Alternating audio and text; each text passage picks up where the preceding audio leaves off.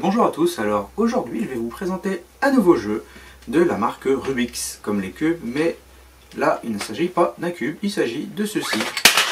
Oups. C'est le Rubik's Race. Je vais vous le présenter tout de suite. Bon, alors pour faire simple, il s'agit d'un jeu qui se joue à deux. Alors là, moi mon modèle, c'est pas vraiment le modèle de la marque Rubik's, hein, c'est la copie chinoise hein, qui est beaucoup moins chère. Mais le principe est le même, il s'agit de déplacer des pièces un petit peu à la façon d'un taquin. Donc le taquin, c'est un jeu comme ça de déplacement, hop, qui fera sûrement l'objet d'une vidéo d'ailleurs. Mais sauf que là, ça se joue par deux. Alors, on a un petit accessoire en plus, c'est celui-ci.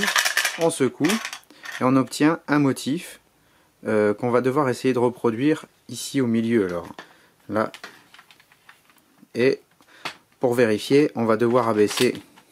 Ah bah voilà. Bon, on voit un petit peu la qualité de la copie chinoise.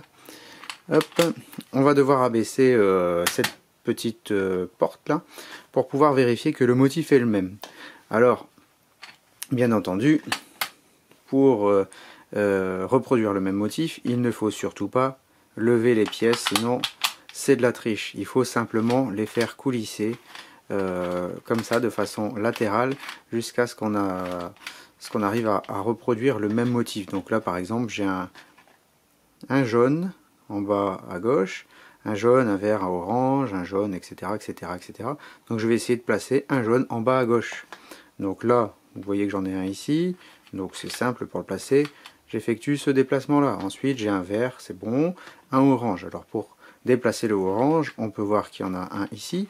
Et ensuite, ben, en fait, regardez, pour déplacer, c'est simple. Hop. Il suffit de faire tourner les pièces sur elles-mêmes, en fait. Donc, hop, là, j'ai pas encore mon orange, il arrive. Hop.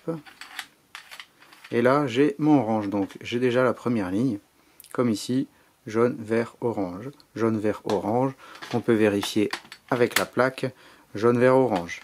Bon voilà, donc je ne vais pas faire le motif en entier, mais celui qui a gagné, c'est celui qui a réussi à reproduire le motif le premier. Et après on peut imaginer jouer à plusieurs manches, on peut aussi jouer tout seul, mais bon, là dans ce cas-là, on peut se chronométrer, puis essayer de faire une reproduction de figure le plus vite possible.